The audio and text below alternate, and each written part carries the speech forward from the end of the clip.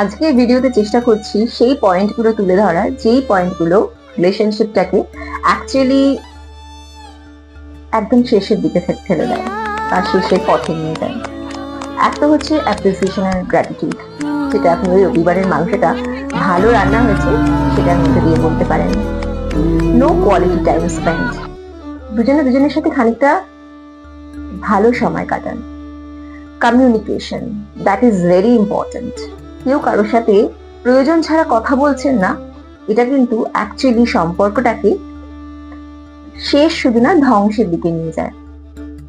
কারোর প্রতি কোনো বিশ্বাস নেই, রিলেশনশিপটাতে আর কোনো বিশ্বাস বেঁচেই নেই, এটাও কিন্তু one of the main reasons. No physical intimacy, দুজনে দুটো আলাদা ঘরে শোন, দুটো আলাদা বেড শেয়ার করেন, কোনো ফিজিক্যাল ইন্টিমেসি নেই, এইরকম ক্ষেত্রেও কিন্তু সম্পর্ক টেকে না। দুজনের মধ্যে কোনো আন্ডারস্ট্যান্ডিংই নেই, কেউ কারোর কোনো ব্যাপার কিছু বুঝতেই চান না। আর দ্য লাস্ট ওয়ান হচ্ছে সেটা